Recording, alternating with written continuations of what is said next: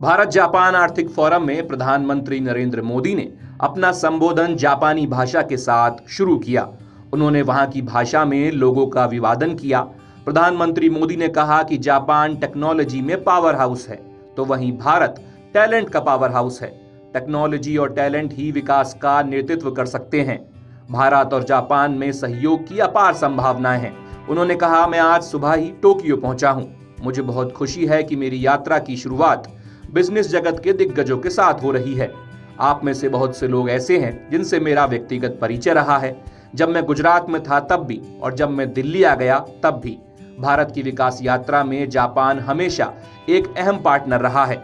Metro से लेकर manufacturing तक, सेमीकंडक्टर से स्टार्टअप्स तक, हर क्षेत्र में हमारी साझेदारी आपसी विश्वास का प्रतीक बनी है।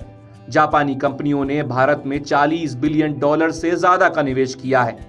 मात्र पिछले 2 वर्षों में $30 बिलियन का प्राइवेट इन्वेस्ट हुआ है। पीएम मोदी ने कहा, पिछले 11 वर्षों में भारत के अभूतपूर्व परिवर्तन से आप सभी भली भांति परिचित हैं।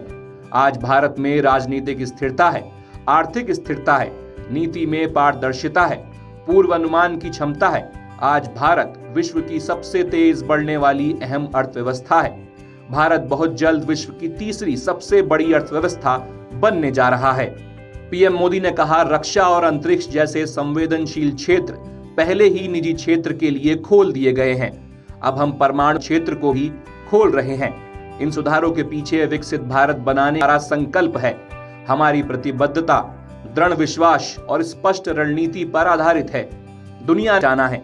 आज दुनिया सिर्फ भारत पर नजर नहीं रख रही है, बल्कि भारत पर भरोसा कर पूरी तरह उसके साथ खड़ी है। S&P ग्लोबल ने 2 दशक बाद भारत की क्रेडिट रेटिंग अपग्रेड की है। उन्होंने कहा कि ऑटो सेक्टर में हमारी भागीदारी बेहद सफल रही। हम साथ मिलकर वही magic batteries, robotics, semiconductor, ship building और परमाणु ऊर्जा में दोहरा सकते हैं। साथ मिलकर हम ग्लोबल साउथ, विशेषकर अफ्रीका के विकास में अहम योगदान दे सकते हैं। मैं आप सबसे आग्रह करता हूं, आइए भारत में बनाएं, विश्व के लिए बनाएं। पीएम मोदी ने कहा, भारत ने AI, semiconductor, quantum computing, biotech और अंतरिक्ष में साहसिक और महत्वाकांक्षी कदम उठाए हैं। जापान की तकनीक और भारत का टैलेंट मिलकर इस सदी के तकनीकी क्रांति का नेतृत्व कर सकते हैं। भारत तेजी से 2030 तक 500 गीगावाट रिन्यूएबल एनर्जी के लिए लक्ष्य के लिए तैयार है।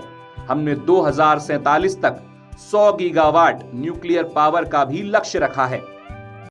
अगर आप ये वीडियो YouTube पर देख रहे हैं तो हमारे चैनल को सब्सक्राइब कर बेल आइकन दबाएं और Facebook पर देख रहे हैं तो हमारे पेज को लाइक करें।